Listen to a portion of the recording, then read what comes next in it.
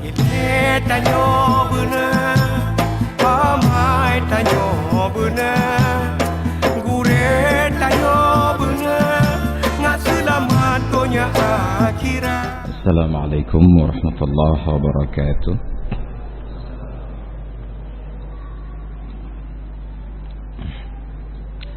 Alhamdulillahi rabbil alamin. والعاقبات للمتقين ولا عدوان إلا على الظالمين ولا حول ولا قوة إلا بالله العلي العظيم والصلاة والسلام على حبيبنا ونبينا ومولانا محمد أشرف الأنبياء والمرسلين المبعوث رحمة للعالمين وعلى آله وصحبه وأزواجه وأتباعه إلى يوم الدين وبعد. Puji dan syukur kehadirat Allah, salawat salam kepada Rasulullah, keluarga dan sahabat beliau sekalian, hadirin dan hadirat jamaah salat maghrib dan isya yang dirahmati Allah. Pada kajian terdahulu kita bahas sebuah realitas akhir zaman yang menjadi satu di antara tanda-tanda kiamat, yaitu tada'il umami 'alal ummatil islamiyah, bersekutunya bangsa-bangsa yang lain untuk memerangi dan memusuhi umat Islam. Dan itu sudah disampaikan oleh Rasulullah di dalam nubuat beliau 14 abad yang silam. Yushakul umamu an tada'a alaikum kama tada'al akalatu ila qas'atiha. Hampir saja bangsa-bangsa akan bersekutu terhadap kalian sebagaimana berebutnya orang-orang di atas meja makan. Ada sahabat yang bertanya, wa min qillatin nahnu yawma idzin, ya Rasulullah, sedikitkah jumlah kami pada saat itu terjadi? Beliau menjawab, bal antum yawma idzin katsir, bahkan saat peristiwa itu terjadi kalian adalah banyak, jumlah kalian mayoritas, walakinnakum ghutha'un ka ghutha'is sail, tetapi kalian hanya seperti buih yang dihanyutkan oleh banjir, tidak bisa membentuk arus, larut di dalam arus dan menjadi korban. Dan sungguh Allah akan cabut dari dada musuh-musuh kalian rasa takut dan hormat terhadap kalian, dan dituangkan oleh Allah ke dalam hati kalian al-wahan. Faqala qailun, jangankan kita yang hidup sekarang, bahkan para sahabat yang pakar sastra di masa itu bertanya kepada Rasulullah, wa mal wahnu, ya Rasulullah, wahan itu apa? Beliau menjawab, hubbud dunya wa karahiyatul maut, yaitu rasa cinta terhadap dunia dan benci terhadap mati. Karahiyatul maut, benci kepada mati, bukan takut mati, hanya benci saja. Maka beda antara benci dan takut. Benci itu adalah persoalan batin, ketidakinginan untuk bertemu dengan sesuatu. Beda dengan takut, ada sebuah perasaan yang kalau bertemu dengan sesuatu tersebut menyebabkan kita merasa dalam keadaan bahaya. Benci belum tentu berbahaya. Ada yang kadang-kadang rasa benci menyebabkan kesenangan itu tidak sempat kita nikmati. Saya misalnya benci pada seorang manusia, mungkin sahabat saya, diundang pada sebuah acara kenduri, duduk di meja hidangan paling utama. Ketika sedang bersiap-siap untuk menikmati hidangan, tiba-tiba terlihatlah wajah orang yang saya benci ini. Bahkan kenikmatan makanan seketika menjadi hilang. Najih lah balan tumpuknya. Saya akhirnya kalau punya keberanian akan keluar dari tempat tersebut menunjukkan kebencian. Tidak ada rasa takut, hanya tidak nyaman atas keberadaan orang tersebut. Kita senang sholat berjamaah, dan alhamdulillah kita perhatikan jamaah kita sampai sudah tidak muat lagi. Ada yang bahkan tadi sholat di luar, alhamdulillah. Tetapi kadang-kadang hobi kita, kesenangan kita berjamaah menjadi pudar karena kebetulan yang memimpin sholat orang yang kita benci. Ya, pada waktu takbir saja, enggak tahu siapa imamnya, begitu orang rukuk terlihat jih lagu imam, sampai ada yang batalkan salat. Alah menyajihimu kaku baikna sembahyang katanya. Kenapa? Bukan takut, kita tidak merasa terancam oleh keberadaannya, cuma kebencian tersebut menyeruak ke dalam dada sehingga sesuatu yang sangat kita dambakan pun terasa tidak nyaman lagi hanya karena faktor kebencian. Maka disebutkan oleh Rasulullah, wahan itu bukan takut mati, tapi karahiyatul maut, benci kepada kematian. Dan sepanjang sejarah umat, berulang-ulang peristiwa serangan dari bangsa-bangsa lain terhadap umat Islam dapat kita tangkis, dapat kita elakkan. Yang terakhir, yang terpanjang dalam sejarah adalah Perang Salib. Yang jadi sasaran Palestina di kala itu. Palestina ketika diserang dan bisa bertahan, umat Islam dapat menguasainya kembali. Tapi hari ini, pada saat itu yang menguasai, yang menginvasi Palestina ada 6 kerajaan besar. Inggris, Perancis, Belgia, saya tidak tahu nama negara. Ada 6 kerajaan besar berkoalisi untuk menduduki Palestina. Tahun 1000-an umat Islam sanggup merebut kembali Palestina di kala tersebut dan kembali ke pangkuan umat Islam. Hari ini bukan negara besar apalagi sampai 6. Hanya Israel saja yang kuasai Palestina dan umat Islam seolah-olah tidak punya kuku. Kita seperti macan ompong. 5 juta populasi orang Yahudi di tengah 350 juta bangsa Arab, ternyata Palestina bisa dikuasai. Kenapa? Hubbud dunya, cinta dunia, wa karahiyatul maut.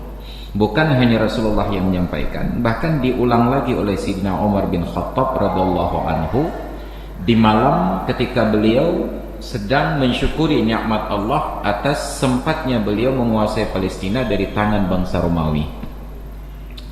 Malamnya beliau duduk bertahajud di mihrab Masjidil Aqsa, bukan bersukacita dalam tawa dan pesta pora, tetapi larut di dalam tangis. Sampai jenderal-jenderal beliau khawatir dan mereka datang menggugat, "Ya Amirul Mukminin, alaisatil lailatu lailatal farhi?" Bukankah sepatutnya malam ini adalah peristiwa sukacita? Kenapa engkau menangis? Sayyidina Umar hentikan aktivitas doanya. Beliau menghadap kepada para asisten-asisten jenderalnya ini dan beliau katakan, "Lastu abki li hadhil lailah." Saya tidak sedang menangisi peristiwa yang sedang terjadi pada malam ini, walakin abki li mustaqbalikum. Yang saya tangisi adalah masa depan kalian ketika kelak Allah bukakan semua pintu kesenangan dan kekayaan untuk kalian dan kalian akan tinggalkan perjuangan jihad yang seperti ini. Maka pada saat itu Palestina akan dikuasai kembali. Setelah menjelaskan apa yang beliau laksanakan, beliau berdoa kepada Allah, bermunajat, Allahumma, ya Allah, haramta hadhil karamata li nabiyyika Muhammadin sallallahu alaihi wasallam wa huwa ahabbu ilaika wa a'azzu minni. Engkau tidak berikan kehormatan ini kepada Nabi Muhammad sallallahu alaihi wasallam, padahal ia lebih engkau cintai dan lebih hebat dariku. Allahumma haramta hadhil karamata li Abi Bakrin wa huwa ahabbu ilaika wa a'azzu minni. Engkau juga tidak berikan kehormatan ini kepada Abu Bakar, padahal dia lebih engkau cintai dan lebih hebat dariku. Allahumma a'taitani hadhil karamata. Ya Allah, tiba-tiba kehormatan ini engkau berikan kepadaku. Fa'a'udzu bika an tamkurani bihi. Maka saya berlindung kepadamu agar kesuksesan dan kehormatan ini tidak menjadi sebuah makar, agar saya kemudian bermaksiat dan tidak bersyukur kepadamu. Umar pun sudah khawatir. Dulu umat Islam berjuang karena umat Islam tidak larut di dalam kekayaan. Kapan perjuangan membela Palestina berhenti? Tahun 70-an, ketika Allah buka dari tanah Arab yang gersang itu lautan minyak yang luar biasa, mereka kemudian berpesta pora dengan banyaknya minyak yang melimpah ruah dan kekayaan yang seketika mengubah perilaku hidup mereka. Coba perhatikan, coba cari di situs-situs internet pemandangan di Arab Saudi, di Mekah, di Madinah, dan di Jeddah tahun 70-an. Orang-orang Arab yang berjubah besar tersebut dengan rida dan sorban yang luas-luas itu bertelanjang kaki. Mereka bahkan belum mengenal sendal. Tahun 70-an mereka belum pakai sendal. Tiba-tiba ketika minyak melimpah ruah, bahkan mereka hampir tidak pernah menjejak tanah. Allah bukakan kekayaan sejak dari tahun 70-an ketika eksplorasi dan eksploitasi kekayaan alam luar biasa. Tiba-tiba mereka berubah dari bangsa yang penggembala ternak yang berjalan dengan kaki telanjang, tiba-tiba menjadi bangsa yang dikenal dengan bangunan yang tinggi menjulang. Mereka berlomba-lomba untuk mendirikan bangunan yang tertinggi di dunia. Maka hari ini di Arab itu tumbuh gedung pencakar langit seperti cendawan di musim hujan. Bahkan target pembangunan gedung itu dalam hitungan hari. Ada hitung mundur. Hitung mundur itu bahasa Indonesia nggak keren, kerennya bahasa Inggris, countdown. Nah, hitung mundur. Nah, ditulis sekian hari menjelang penyelesaian, sekian hari menjelang penyelesaian, dihitung harinya. Bahkan para insinyur, arsitek dari seluruh dunia yang paling hebat, tekanan mereka bukan persoalan ketersediaan bahan baku dan dana, persoalan mereka hanya ketersediaan waktu. Dan mereka berpacu, reputasinya itu dipertaruhkan dengan waktu. Bangunan itu harus siap tepat jadwal, sesuai dengan target. Itu yang terjadi. Pertumbuhan gedung pencakar langit seperti cendawan tumbuh di musim hujan. Padahal tahun 70-an, hanya 50 tahun yang lalu, ketika kakek-kakek kita naik haji, orang Arab itu masih berjalan dengan telanjang kaki pada saat kita sudah naik kendaraan. Lebih dahulu orang Indonesia naik mobil Mercy daripada orang Arab. Tapi kenyataannya sekarang dunia terbalik. Arab itu dibuka kekayaan. Maka ketika mereka sedang sibuk dengan kekayaan minyak dan menghitung uangnya, Palestina sedang bergejolak, sedang dikuasai oleh Israel. Satu-satunya bangsa yang masih berjuang untuk membebaskan Palestina adalah tetangga yang terdekat dan belum keluar minyaknya, bangsa Mesir. Maka Mesir masih berperang dengan Israel sampai dengan tahun 73. Tidak ada lagi pasukan Arab, yang ada adalah pasukan Mesir. Anwar Sadat yang sedang berkuasa hampir frustasi karena biaya perang itu tidak murah, menyebabkan ekonomi dalam negeri mengalami inflasi dan belum mendapati tekanan politik yang luar biasa dari masyarakatnya. Sampai parlemennya bertanya, ini perang Arab Israel ataukah perang Mesir Israel? Maka Anwar Sadat kirimkan surat kepada raja-raja Arab. Ini bukan perang saya, ini perang kita, katanya. Bila kalian tidak sanggup untuk berperang, kirimkan tentara saja untuk membantu kami. Kalau kalian tidak punya tentara, kirimkan senjata saja untuk tentara kami berperang. Kalau kalian tidak kirim senjata, kirimkan uang saja, biar kami yang berperang dan membeli senjata. Satu pun dari tawaran itu tidak dilayani oleh raja-raja Arab yang sedang euforia dengan minyak yang melimpah ruah, dengan kekayaan yang luar biasa. Akhirnya Anwar Sadat memilih untuk menyelamatkan negerinya daripada menyelamatkan Palestina, karena semua pemimpin Arab sibuk untuk menikmati kekayaan negerinya. Maka beliau terbang ke Israel, bukan ke Israel, ke Camp David pada waktu itu, untuk menandatangani perdamaian dengan Israel. Kawan-kawan dari Ikhwanul Muslimin tidak paham politik dalam negeri. Yang mereka lihat nasib Israel sudah di ujung tanduk, hanya satu serangan lagi Israel habis dari peta dunia. Tiba-tiba mereka melihat presidennya sudah berdamai dengan Israel. Mereka anggap Anwar Sadat mengkhianati perjuangan. Padahal Anwar Sadat sudah tidak sanggup untuk menahan negerinya. Bila Israel dikuasai, Mesir akan hancur. Maka beliau berdamai. Karena aktivitas beliau untuk berdamai dengan Israel dianggap pengkhianatan oleh kawan-kawan Ikhwanul Muslim, maka beliau kemudian menjadi korban, ditembak pada saat parade militer di tahun 1981. Ada yang katakan itu juga semacam skenario dari bangsa luar, ada skenario dari internal, ada yang ingin berkuasa.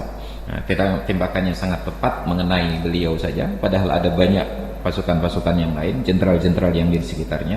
Maka sejak dari tahun 81 di Mesir diberlakukan darurat perang sampai dengan sekarang. Dari 81 darurat perang sampai dengan sekarang. Maka presiden Mesir yang berkuasa tidak pernah punya wakil presiden, tetap Husni Mubarak. Husni Mubarak adalah kepala staf angkatan udara pada masa tersebut. Nah, itu ada semacam kudeta, wallahualam, kita tidak paham. Tapi intinya, bangsa Arab ketika mereka sudah sibuk dengan kekayaan dunia, benar sebagaimana apa yang disampaikan oleh Sayyidina Umar, mereka lupakan perjuangan di jalan Allah. Maka sekarang di Arab, jangankan berperang ke negeri yang lain, bahkan menjadi tentara di negeri sendiri saja mereka sungkan. Kita di sini harus bayar untuk jadi tentara. Mereka di sana dibayar untuk jadi tentara, tapi juga tidak mau jadi tentara. Maka coba perhatikan, rata-rata tentara di Arab Saudi dan polisinya itu adalah dari bangsa luar, dari India, dari Pakistan, dari Bangladesh. Jarang ada orang Arab Saudi yang bersedia jadi tentara. Kenapa? Mereka terlalu sibuk menghitung uang daripada pegang-pegang senjata. Itu yang terjadi. Maka inilah hubbud dunya wa karahiyatul maut. Akhirnya 350 juta bangsa Arab tidak berdaya di hadapan 5 juta bangsa Israel. Kenapa? Karena penyakit uahan. Terlalu indah rumah yang mereka diami, terlalu bagus mobil yang mereka tunggangi, bahkan binatang peliharaan mereka pun sudah bukan binatang biasa lagi. Harimau dipelihara, kemudian ada cheetah, kemudian ada macan tutul. Nah, kalau memelihara anjing itu sudah biasa sekali. Maka mereka tidak pelihara anjing, rimau pelihara. Jadi melihat harimau di sana tidak perlu ke kebun binatang, datang saja ke rumah orang-orang kaya di Arab, mereka pelihara harimau. Harimau itu bahkan dibawa dalam mobil lagi tabami. Orang Barat masih pelihara anjing herder, mereka sudah pelihara harimau. Mereka berburu dengan harimau tersebut, dibawa ke padang pasir dengan mobil barangkali semacam double cabin. Melihat sudah ada rusa di tengah padang pasir, dilepaskan harimaunya. Ketika rusanya ditangkap, mereka datang, diambil secuil daging, dilemparkan ke dalam mobil, harimau kembali masuk, rusanya diambil oleh mereka. Mereka terlalu sibuk menikmati kekayaan sampai tidak sempat berpikir untuk berperang. Itu yang terjadi sekarang. Hubbud dunya wa karahiyatul maut. Maka alhamdulillah dalam kondisi kita yang murad marid ini, nilai-nilai kemanusiaan itu masih ada. Kemarin subuh Ahad, kebetulan direncanakan oleh kawan-kawan yang ada di Sigli untuk melaksanakan safari subuh. Saya diundang untuk menyampaikan tausiah di sebuah masjid di Kecamatan Kembang Tanjung. Selesai salat jam 7, saya diajak untuk menuju ke sebuah kampung di Kembang Tanjung. Rupanya jemaah safari subuh itu mereka patungan, kumpulkan uang sedikit demi sedikit agar kegiatan safari subuh itu bukan hanya membangun akhirat tetapi juga membangun dunia. Mereka punya tim untuk melihat tentang kemiskinan warga yang mungkin layak untuk dibantu. Jadi hari itu saya diajak ke sebuah kampung, kampungnya Kampung Kepula. Sampai di sana, sebelum menuju ke lokasi pembangunan rumah, ditunjuklah sebuah bangunan gubuk. Kata-kata gubuk masih lebih bagus untuk menggambarkan bangunan itu karena lebih mirip dalam bahasa Aceh. Kandang binatang, berdiri di atas tanah wakaf. Dan dikatakan di dalam tersebut, dalam gubuk tersebut, dalam tanda kutip, tinggallah seorang wanita janda dengan 6 orang anak yatim, 5 orang perempuan dan 1 orang laki-laki. Bayangkan, rumahnya itu hanya kandang binatang disulap untuk menjadi tempat tinggal manusia. Sangat sederhana. Mereka datang untuk menawarkan bantuan. Pemerintah luput untuk memperhatikan kemiskinan yang seperti ini. Jadi datanglah mereka. Bukan tidak diperhatikan, ada beberapa tim untuk menawarkan bantuan dari pemerintah, tapi hanya sekedar verifikasi data, tapi tidak pernah muncul bangunannya. Jadi ketika tim ini datang, ibu janda ini sudah dalam rasa frustasi sehingga panitia ini pun disambut dengan ketus saja. Yang pikirnya cawak minta-minta data saja, tidak pernah datang bantuan. Kubuk kan, ubi yang kajak entah ne wawole katanya. Jadi, kalaulah bukan karena keyakinan yang teguh dari panitia untuk bertahan, maka sungguh ibu ini tidak dapatkan apa-apa. Panitia cerita, menyata dengar wa telefon ke pegah abang ke mau Ustaz. Ada aja bertaweh juga dia tak boleh. Tapi setelah kita telusuri latar belakang, mungkin kehidupan beliau sudah terlalu berat dan terlalu banyak orang datang untuk menipu beliau minta data dan tidak pernah dapat bangunan. Maka kami paham dan kami coba bertahan, kami buat komitmen. Ya, jadi barulah ibu itu yakin dan hadirlah beliau. Pada hari tersebut di atas fondasi yang akan diletakkan batu pertama juga hadir Wakil Bupati PD Pak Fadlullah TM Daud. Duduk ibu ini dengan 6 orang anaknya, 5 orang gadis dan 1 orang pria. Yang sangat mengagumkan, dengan kehidupan beliau yang sangat berat membiayai 6 orang anak yatim, ternyata pendidikan mereka pun luar biasa. Bukan sekolah SD, SMP, SMA dan kuliah, tetapi anak-anak beliau yang perempuan beberapa orang itu hafidh. Anaknya hafidh. Kita diberikan kemudahan hidup oleh Allah dengan biaya yang luar biasa, dengan kekayaan yang melimpah, rumah yang mewah. Tapi bahkan tidak ada hafidh yang juz 30, apalagi yang 30 juz. Juz 30 hutang hek tapi kia. Duduklah anak-anak tersebut dan duduklah beliau di tengah-tengah dengan ceria melihat fondasi itu sudah mulai dibangun. Apa yang mengagumkan? Sebenarnya panitia ini sudah juga dalam keadaan frustasi sampai kepanitiaan untuk membangun rumah fakir miskin itu hampir dibubarkan. Karena berpikir tapat peng 100 ribu 200 ribu dari anggota jemaah. Sehingga cerita ketua panitia ini ke saya. Ada 1 orang warga. Beliau Allah berikan kemudahan rezeki karena profesinya sebagai seorang dokter spesialis. Oleh dokter ini datang ke panitia, beliau katakan, "Pak, saya sudah bangun dunia dengan baik. Rumah saya alhamdulillah mewah, kendaraan saya mewah, rekening saya juga melimpah, istri dan anak-anak sehat.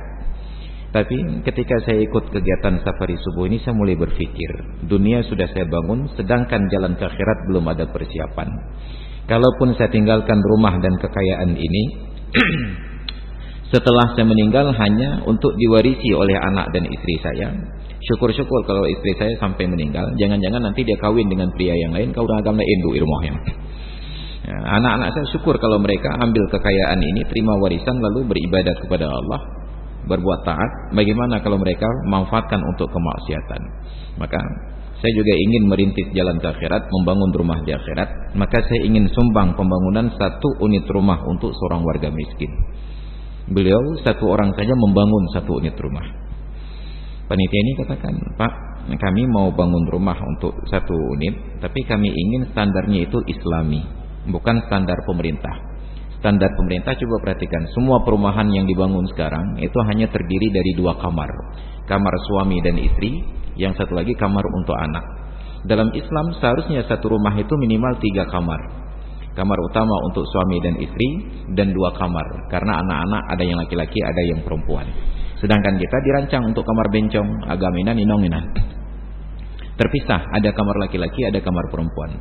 Maka kami ingin kalau Bapak siap untuk membantu, bantuannya jangan yang tanggung, yang Islami, 3 kamar. Maka saya juga memprovokasi kawan-kawan yang developer, para pembangun rumah tersebut, kenapa tidak dibangun rumah walaupun kecil, tapi minimal ada 3 kamar.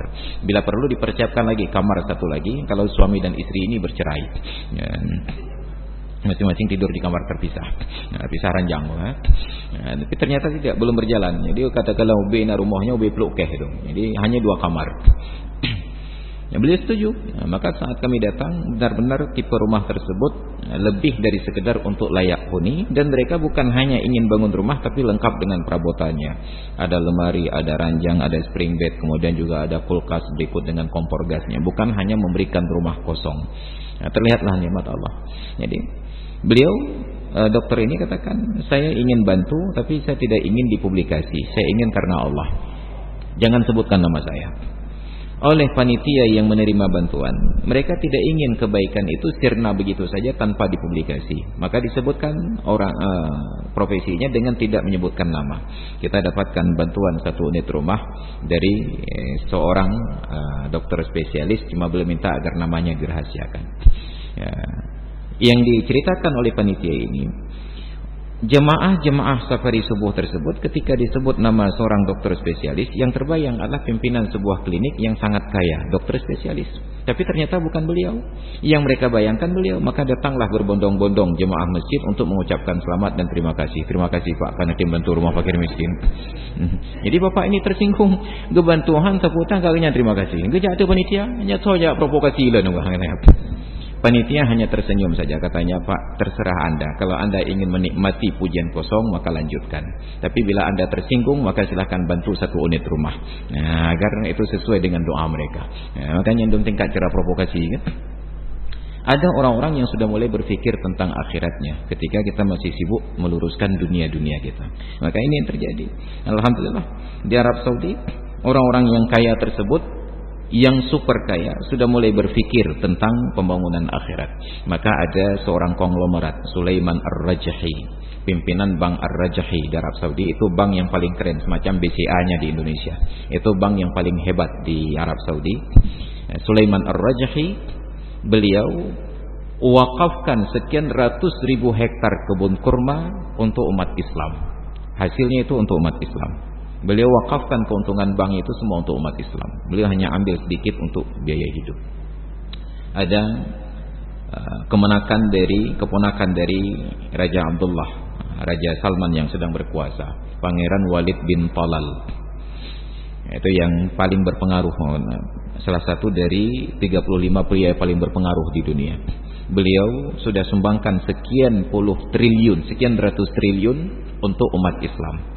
Jadi ketika kita masih terkagum-kagum dengan Warren Buffett, kita terkagum-kagum dengan Bill Gates yang jumlah sumbangannya sampai sekian puluh triliun, 30 miliar dolar, ternyata umat Islam pun tidak kalah. Cuma publikasinya tidak seperti orang lain, karena Islam telah mengajarkan kepada kita untuk bahwa salah satu orang yang terbaik adalah yang 7 golongan yang mendapatkan naungan di akhirat.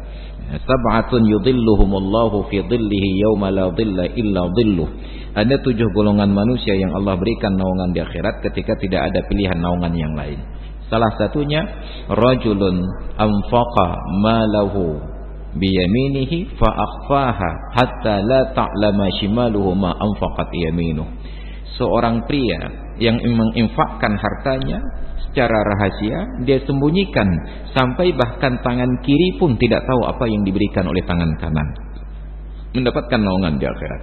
Maka umat Islam ketika bersedekah, mereka tidak publikasi. Jadi ketika didata statistiknya oleh PBB, oleh lembaga internasional tentang volunteer orang-orang yang dermawan ini, mereka dapati per individu sebenarnya orang non-muslim yang paling dermawan, karena ada Warren Buffett, karena ada Bill Gates. Tetapi secara kumulatif jumlah sumbangan umat Islam di seluruh dunia untuk nilai-nilai kemanusiaan itu 2 kali lipat lebih besar dari jumlah sumbangan yang diberikan oleh non-muslim di seluruh dunia. Kebaikan umat Islam itu luar biasa. Maka hari ini ketika di Inggris sedang terancam dengan badai dan musim dingin, umat Islam buka masjid-masjid mereka untuk menampung para tunawisma dengan tidak bertanya agama kalian apa. Karena melihat sangat banyak tunawisma yang tidur di jalan, bayangkan suhu dingin mencucuk tulang di bawah 0. Mereka tidur di ruang yang terbuka hanya dengan selembar selimut. Saya pernah merasakan sekali di Mesir, di asrama. Kebetulan asrama saya itu mau saya ganti kacanya, kamar saya mau diganti kaca. Sebelum kacanya itu datang, tiba-tiba sudah datang waktu musim dingin dan malam. Malam itu saya punya selembar selimut. Tiba-tiba datang seorang kawan berkunjung. Kawan itu sekarang tinggal di Malaysia, di Kelantan. Berkunjung dari provinsi, tidur di kamar saya.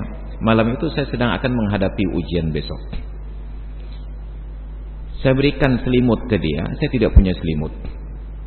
Tidak memuliakan tamu tidak baik. Jadi akhirnya selimut saya berikan ke dia, kasur saya ambil untuk diri saya. Dan yugatu. Bayangkan itu di dalam kamar dengan lampu pijar yang 500 watt, panas sebenarnya, tapi masih tidak sanggup bertahan dalam suhu yang dingin. Sampai kami terpaksa tidur satu selimut berdua. Itu pasangan LGBT malam tersebut. Terpaksa tidur satu selimut berdua di atas kasur dan satu selimut berdua. Bayangkan itu baru suhunya 5 derajat. Ini di bawah 0. Mereka tidur di jalanan, di ruang terbuka dalam badai salju.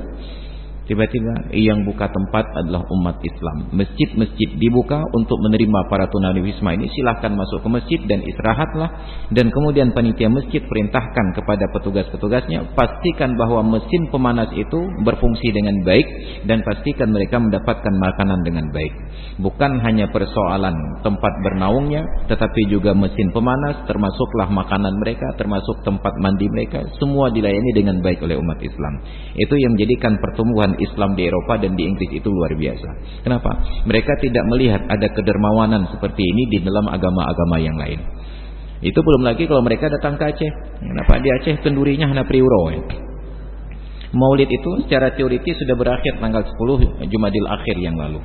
Tapi saya masih mendapatkan undangan ceramah Maulid sampai tanggal 29 Jumadil Akhir yang akan datang, 16 bulan Maret. Bayangkan, itu berlanjut, ditambah malam kenduri, hansip nanti tanggal 10, tambah sampai tanggal 20 kurang. Ya, mungkin sekitar 2-3 tahun yang akan datang akan ada kenduri Maulid sampai bulan Ramadan. Ya, nyandung tingkat. Mereka belum datang ke Aceh melihat kenduri kita, itu baru di Inggris. Dengan kesibukan mereka, dengan prinsip mereka the time is money, mereka jarang-jarang adakan kenduri. Tapi kenduri yang jarang-jarang itu pun menjadi publikasi bagi mereka. Bayangkan kalau mereka datang Aceh, itu pahai raja Aceh, hana payah apa yang sekedar pajoh kah. Tinggal dan minta tentang papat dan kenduri kaji kutawajuh. Bayangkan kedermawanan umat Islam yang luar biasa.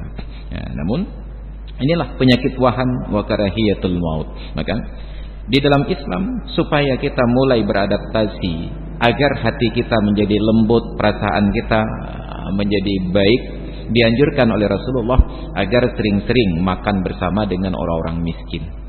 Karena makan dengan orang kaya tidak menyebabkan kita bersyukur, tapi makan dengan orang miskin akan menyebabkan kita bersyukur. Makan dengan orang kaya itu persaingannya tinggi sekali. Waktu takalan kalori lemak aja tinggal dalam omanya kok je tecoknya menok je tecok. Ketika duduk bersama dengan orang miskin, kita baru melihat bagaimana bersyukurnya mereka mendapatkan nasi yang segar. Ketika duduk dengan orang kaya, bahkan kita tidak bersyukur dengan hidangan yang ada. Apakah hana liku bapaknya duduk ini agak sehat-sehat baju menok degalang. Kita lupa bersyukur terhadap makanan yang ada. Maka duduk dengan orang miskin, melihat bagaimana mereka makan dengan lahap hanya nasi putih saja. Itu luar biasa mendatangkan rasa syukur dan melembutkan hati. Ya Allah, ternyata makanan saya selama ini sangat nikmat. Maka Rasulullah ajarkan sering-seringlah duduk makan bersama dengan orang-orang miskin. Itu yang saya sampaikan beberapa waktu yang lalu. Ketika ada seorang kaya dermawan datang ke sebuah masjid yang sudah selesai untuk menyumbang karpet yang sangat bagus, 1 meternya 1 juta, hanya untuk 360 meter memenuhi masjid. Hanya 360 meter dikali 1 juta, 360 juta disumbangkan untuk masjid yang sudah selesai. Kenapa? Karena tidak pernah diajak sholat ke masjid yang belum selesai.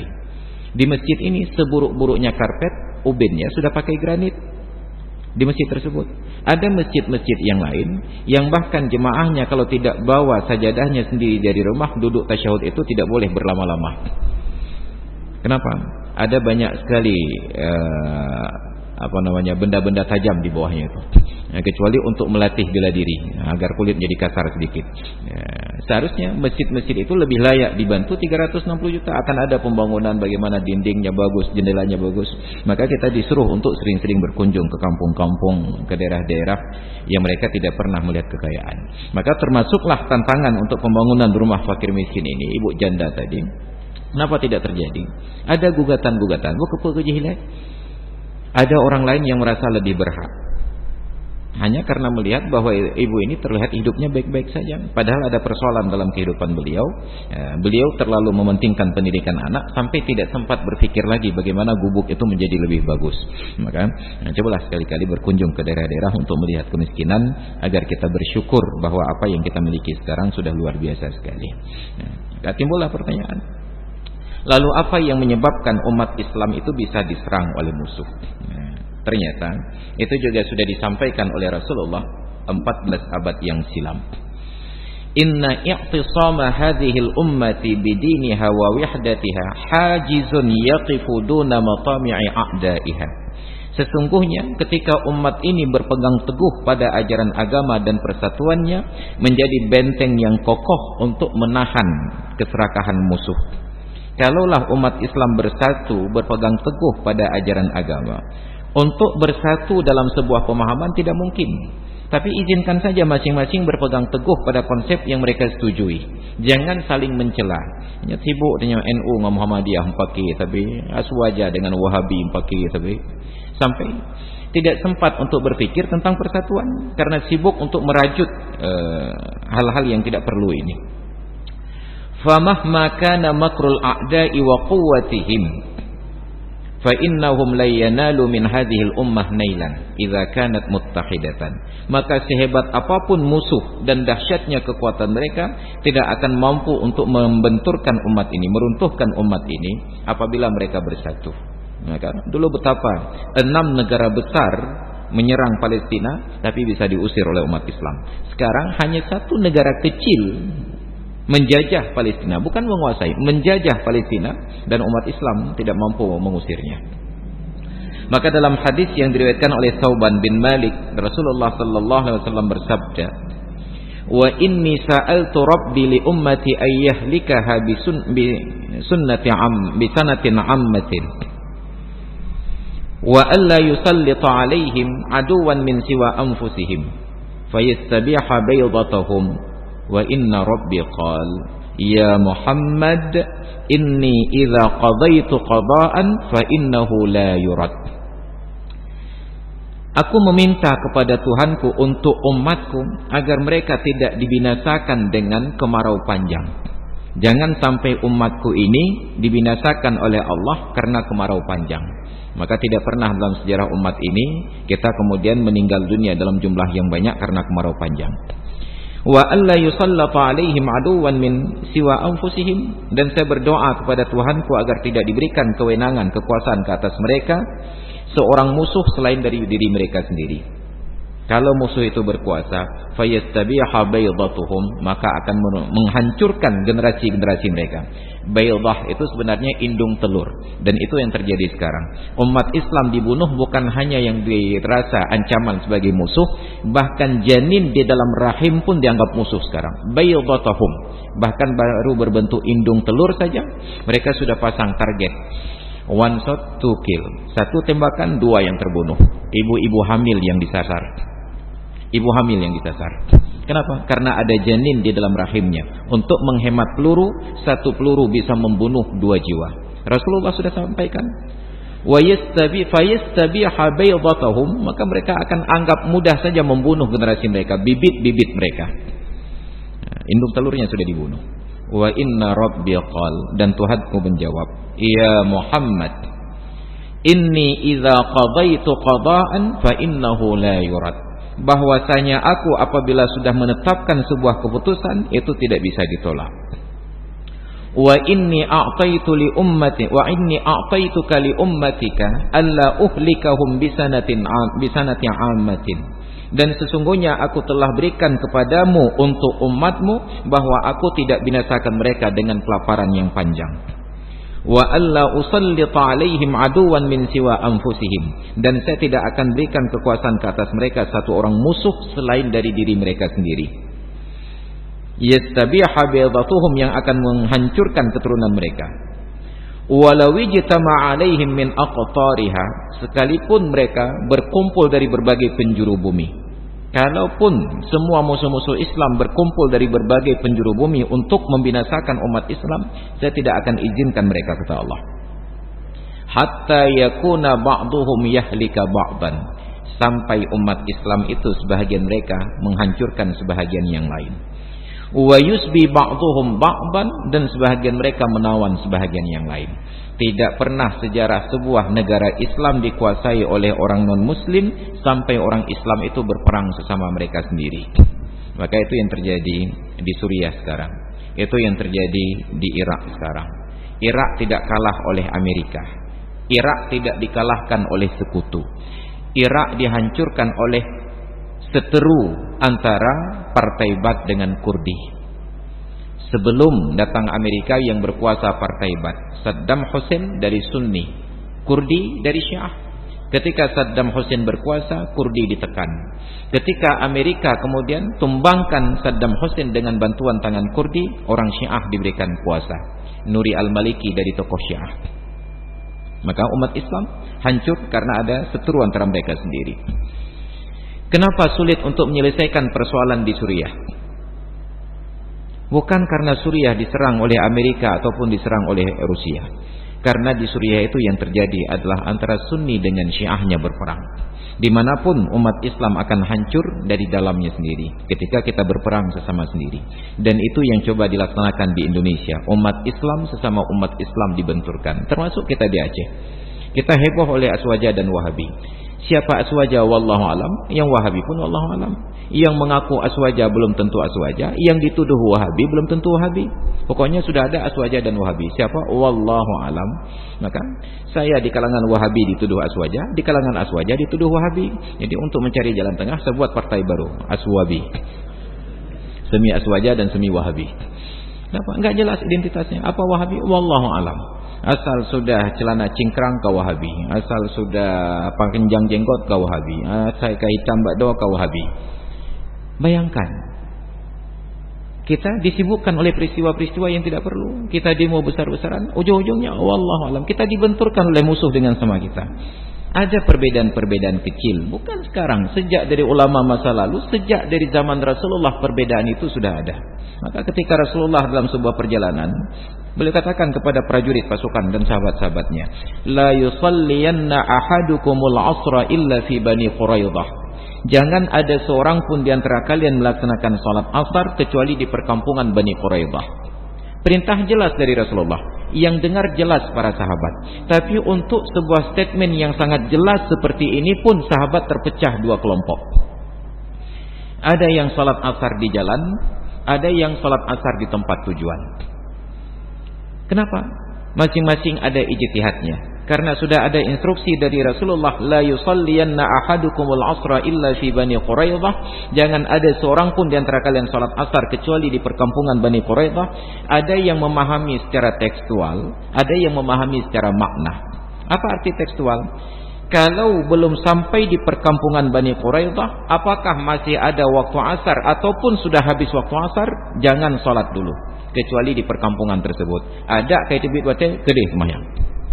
Yang satu kelompok lagi memahami, Rasulullah suruh kita salat asar di sana agar kita berjalan cepat sehingga sempat salat asar di sana.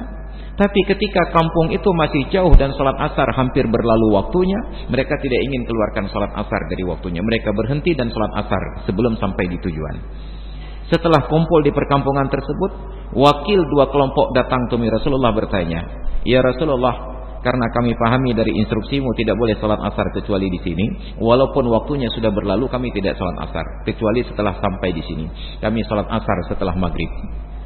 Asabtas sunnah, kata Nabi, engkau sesuai dengan perintahku. Khawatir kelompok satu lagi yang salat asar di jalan. Tapi ya Rasulullah, kami salat asar di jalan. Kenapa? Tanya Rasulullah. Karena yang kami pahami dari instruksimu agar kita berjalan cepat sehingga sebelum waktu asar berlalu kita sudah tiba di perkampungan ini. Tapi karena waktu hampir habis dan kami masih jauh, maka kami salat asar di jalan. Wa anta asabatas sunnah, dan kamu pun sudah sesuai dengan instruksi. Masing-masing dibenarkan oleh Rasulullah. Kalaulah terjadi sekarang, sungguh bertempur lagi. Nyo yang semayang asar berjalan Wahabi, yang semayang jalan teruk gede hanya Aswaja. Kenapa? Hanya persoalan pemikiran. Makanya, karena kita adalah masyarakat yang awam, yang kita harapkan, kita tidak punya waktu yang panjang untuk menggali semua perbedaan-perbedaan ini. Sehingga dengan kearifan para ulama kita di masa lalu yang menuntut ilmu ke Timur Tengah, ke Mekah, mereka terakses kepada semua mazhab. Mereka tahu perbedaan mazhab sampai 16 mazhab itu. Namun, oleh dorongan kesadaran dan kearifan ini, sebelum pulang ke Nusantara, bukan Indonesia, belum ada Indonesia pada waktu itu. Sebelum mereka pulang ke Nusantara, seolah-olah mereka sepakat, apa yang akan kita bawa pulang ke Indonesia, ke Nusantara. Maka sepakatlah mereka. Untuk persoalan akidah, kita bawa mazhab Asy'ari. Untuk persoalan fiqh, kita bawa mazhab Syafi'i. Kenapa? Agar mudah pengajarannya, banyak referensi. Kalau terlalu banyak yang kita bawa pulang sana, satu pun tidak akan sanggup mereka cerna. Maka berkembanglah di Nusantara. Bukan hanya di Aceh, bukan hanya di Indonesia, tetapi Nusantara. Kapan saya tahu? 2015 di bulan Oktober dapat undangan dari Kerajaan Kelantan, acara Ijtima' Ulama Nusantara. Bukan Indonesia, bukan Malaysia, Nusantara.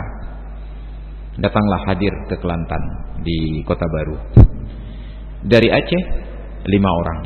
Ada Profesor Farid Wajidi, Rektor UIN. Ada Profesor Syahrizal Abbas, Kepala Dinas Syariat Islam. Ada Profesor Muslim Ibrahim dari Wakil MPU. Ada Profesor Masrul Aidi, di depan. Ada Ustaz Fakhruddin Lahmuddin. Kami berlima datang. dalam pertemuan itu datang wakil-wakil Indonesia, dari Thailand, dari Burma, dari Myanmar, dari Kamboja, dari Brunei, termasuk dari Malaysia sendiri. Dan semua mereka berbicara dengan bahasa yang sama. Yang mereka kembangkan juga mazhab Asy'ari, persoalan akidahnya juga fikihnya adalah fikih Syafi'i.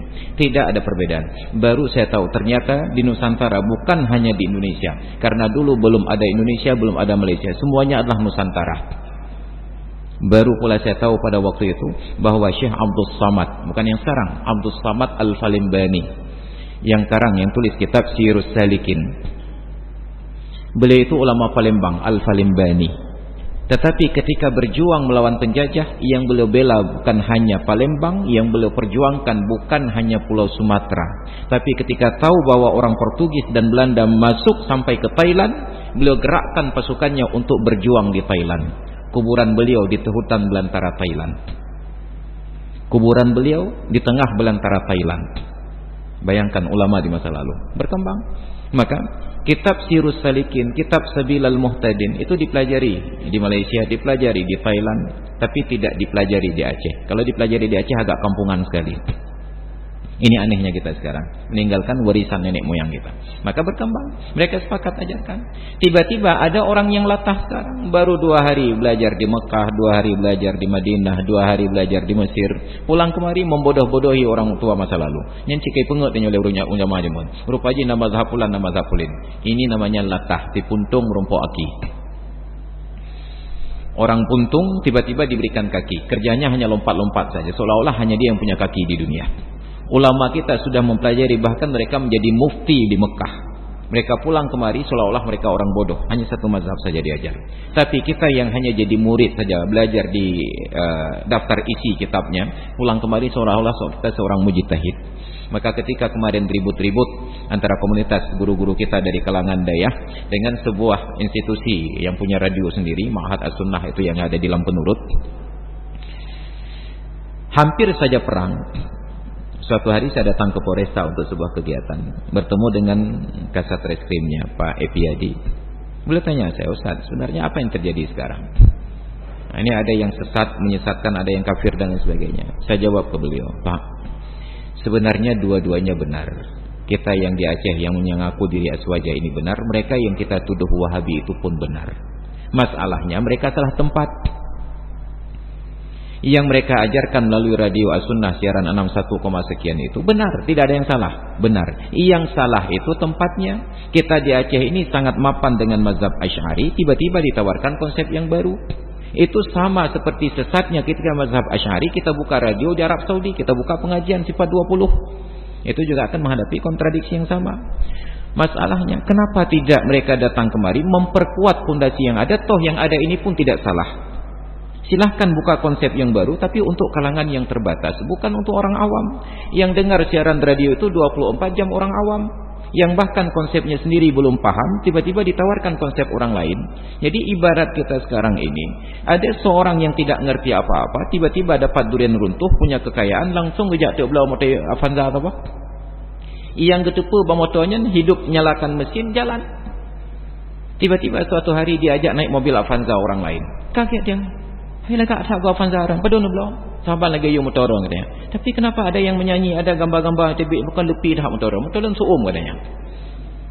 Ternyata dia belum sempat mempelajari kelebihan mobilnya sendiri, sudah numpang mobil orang lain. Kaget dengan mobil orang lain, ada AC, ada TV, ada tip. Bak motor nah hana getung aku dek. Maka terkagum-kagum dengan ajaran orang lain seolah-olah ajarannya adalah salah. Maka ini yang terjadi sekarang. Maka saya sampaikan ke beliau, tidak salah radio Sunnah, cuma salah tempat mengajarkan mazhab mereka kepada orang yang sudah mapan dengan sebuah ajaran. Kalau yang mendengar itu orang-orang alim bisa diajak diskusi, tapi ketika yang mendengar ini orang yang baru paham agama, ini membenturkan pemahaman lama dengan pemahaman baru. Maka kita akan disibukkan oleh persoalan yang baru. Yang lama tidak salah, yang baru tidak salah, tapi ketika bercampur dua-duanya terjadilah masalah. Maka itu masalah kita. Dulu udah selesai persoalan kita. Enggak ada lagi yang bertanya dalam pengajian, Ustaz. Andai kata setelah wudu berjabat tangan dengan suami batal wudu atau tidak? 20 tahun yang lalu tidak ada lagi pertanyaan itu. Semua sudah paham bersentuhan kulit suami istri batal wudu. Tapi sekarang hampir setiap majelis pengajian yang saya datang timbul pertanyaan sama, Ustaz, bersentuhan kulit suami istri batal wudu atau tidak? Kenapa itu bit radio yang? Itu bit radio coba. Siaran TV Roja. Tai kucing itu suci. Maka ada pikir. Kenapa dalilnya? Innaha minat tawafina alaikum, karena kucing itu sering keliling sekitar kalian. Padahal yang dibicarakan tentang hadis dalam hadis itu tentang su'rul bahimah, sisa minuman kucing, bukan tentang tai kucingnya, kucing kah itu. Maka ada pikir. Inilah contoh-contoh yang merusak pemahaman masyarakat. Maka saya katakan, jangankan TV Roja, jangankan alumni Arab Saudi yang mengajar di sini, bahkan prakteknya Arab Saudi pun belum tentu sesuai untuk kita ikuti. Baru tadi saya ada pengajian dengan ibu-ibu di Kampung Pinang tentang hukum salat jenazah. Salah satu syarat salat jenazah bahwa jenazah itu di depan imam. Jenazah, orang yang salat berada di belakang jenazah ke arah kiblat. Saya sampaikan waktu 2014 saya berangkat umroh. Kebetulan adalah salah seorang jemaah warga dari Dusun Tunggal meninggal dunia. Saya antarkan jenazahnya ke masjid untuk dilaksanakan sholat. Jenazahnya diletakkan di dalam masjid, tidak sampai ke lantai tawaf. Imamnya berdiri dekat Ka'bah, di dekat makam Ibrahim. Saya pikir diarahkan di sana, diletakkan dulu, nanti setelah selesai sholat fardu baru jenazahnya digotong ke depan.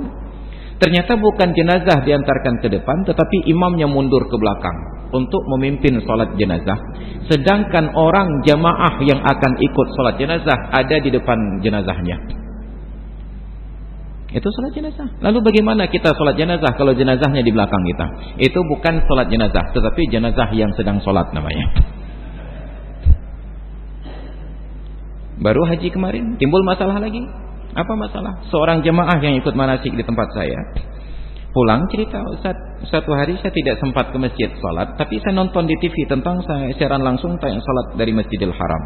Ternyata imamnya itu berdiri di antara dua tiang. Saya jawab bukan. Imam tidak berdiri di antara dua tiang. Imam di Masjidil Haram itu berdiri pada sisi Ka'bah yang dekat pintu yang ada makam Ibrahim. Dipasang tenda kalau siang hari, dibawa alat-alat yang diperlukan. Enggak Ustaz, ini ada tiangnya. Kalau ada tiang, tidak ada tiang di lantai tawaf di dekat Ka'bah. Yang ada tiang hanya di dalam masjid. Saya tanya jemaah ini, kadang citilapnya, bukan, memang ada tiang Ustaz. Kalau ada tiang, imamnya di dalam masjid, jemaahnya di depan.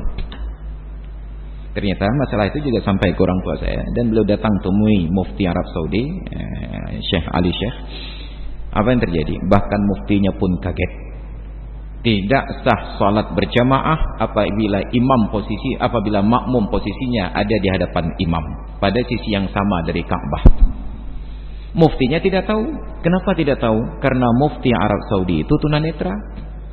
Beliau tidak melihat. Begitu diberitahukan beliau terkejut. Maka jangankan yang di Indonesia, bahkan yang di Arab Saudi di Masjidil Haram itu pun masih bermasalah. Bayangkan. Maka tidak asal sudah ustaz kita sudah boleh ngaji. Dan juga saya katakan orang marab bacun boleh kuduk menan mujubah marid bahasa Arab fasih langsung kelek tunggunya ustaz pajana wati tunggu. Saya khawatir andai kata Abu Lahab masih hidup berkunjung ke marid lek buat cip Abu Lahab. Abu ni tunggu tiga Abu. Bukan Abu Lahab. Maka inilah persoalan kita. Maka bukan salah ilmunya, tetapi salah tempatnya. Jadi ilmu itu dipraktekkan di sana karena mereka bermazhab Hambali, kita di Indonesia bermazhab Syafi'i. Silahkan saja saling berjamaah, tapi jangan saling menggugat. Ajarkan saja kepada komunitas sendiri, jangan disampaikan secara terbuka publikasi karena akan membenturkan pemahaman yang benar dengan pemahaman yang benar. Bagi orang yang pemahamannya terbatas, bukan membenarkan keduanya, tetapi akan menyalahkan salah satunya. Maka umat Islam rusak dari dalam karena persoalan-persoalan khilafiyah seperti ini. Maka sekarang muncullah di YouTube kita mendengar di Aceh pun karena ustaz letah mana. Letah. Lat foto gure rumah pegah syirik, foto SBY dengan Jokowi dan anak syirik. Menggugat tradisi orang tua kita yang belum tentu salah, Kalau memang salah, kenapa tidak langsung datang langsung kepada orangnya untuk menggugat? Ustaz, ini menurut saya salah. Silahkan berdiskusi dan berdebat. Jangan kemudian main tuduh saja. Masalahnya mereka ketika didatangi untuk diajak diskusi tidak pernah bersedia. Prinsip mereka tetap diam itu adalah emas. Kalau diam itu emas, jangan pernah bicara. Nyawati diajak diskusi, diam itu emas. Ketika tidak berdiskusi untuk menggugat orang lain, selalu bicara itu emas. Nah, jadi inilah kerusakan masyarakat kita. Kalau tidak setuju, silahkan datang baik-baik kita diskusi. Nah, jangan kemudian menyalahkan praktek orang lain. Mungkin ilmu kita yang terbatas. Maka hadirin dan hadirat sekalian yang dirahmati Allah, ini salah satu contohnya.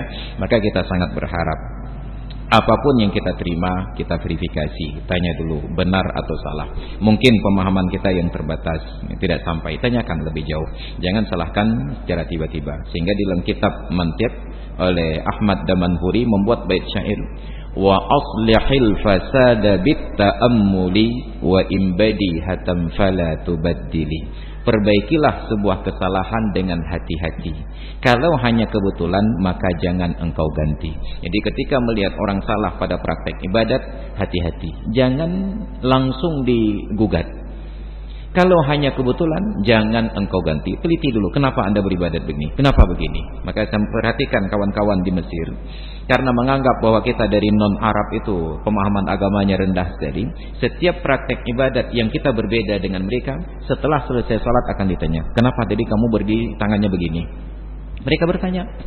Kalau kita bisa jawab, saya belajar dari guru saya dalam kitab Fulan. Oh, kalau sudah ada silahkan.